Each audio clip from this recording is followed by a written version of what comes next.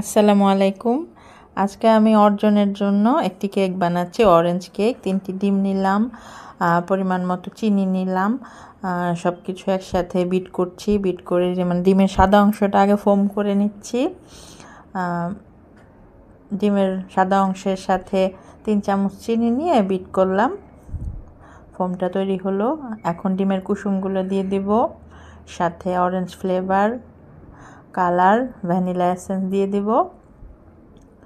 অল্প সামান্য তেলও অ্যাড করেছি, সেটা ভিডিওতে নেই।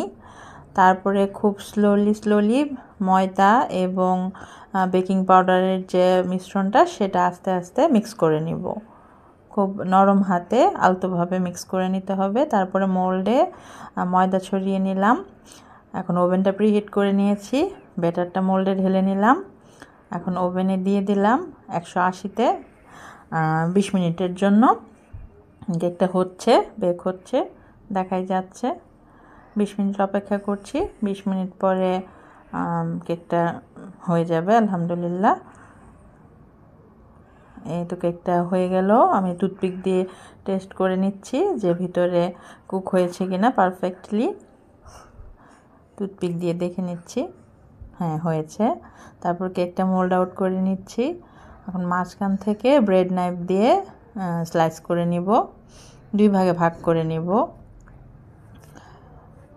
ব্রেড নাইফ আস্তে আস্তে ঘুরিয়ে স্লাইসটা করে নিতে হয়। এখন দুধ আর চিনির মিশ্রণটা ঢেলে দিচ্ছি। যেহেতু বাচ্চা খাবে তাই আমি দুধ ব্যবহার করি, চিনির সিরাপ না। তারপরে ক্রিম ছড়িয়ে দিচ্ছি, নর্মাল ক্রিম হুইপ করে নিয়েছি। ভালো করে ছড়িয়ে দেওয়ার পর স্প্যাচুলার সাহায্যে সুন্দর করে স্প্রেড করে নিচ্ছি। এখন দ্বিতীয় পার্টটা দিয়ে দিলাম, তার উপরেও কিছুটা লিকুইড দুধ ছড়িয়ে দিলাম এবং ক্রিম দিয়ে দিলাম। সম্পূর্ণ ক্রিমটা সুন্দর করে পুরাটা লেয়ারের উপরে সুন্দর করে ছড়িয়ে দিলাম। ব্রেড নাইফের সাহায্যে কিছুটা স্মুথ করার চেষ্টা করছি। কিছুটা ডিজাইনও হয়ে যাচ্ছে, এটা জিগজ্যাগ ডিজাইন হয়ে যাচ্ছে। যেহেতু এটা পেস্ট্রি, এটা তো ডিজাইন করব না। তারপরে স্লাইস করে কেটে নিলাম, যার যে পছন্দ অনুযায়ী, যে যেরকম পছন্দ করে। আমার ছেলে যেরকম পছন্দ করে সেভাবে করে নিলাম। তারপর কমলা দিয়ে একটু ডেকোরেশন করে নিলাম। হয়ে গেল আমার অরেঞ্জ কেক। ছেলে খাচ্ছে, তার কাছে খুবই পছন্দ হয়েছে, সে ভীষণ পছন্দ করে। আলহামদুলিল্লাহ। আসসালামু আলাইকুম।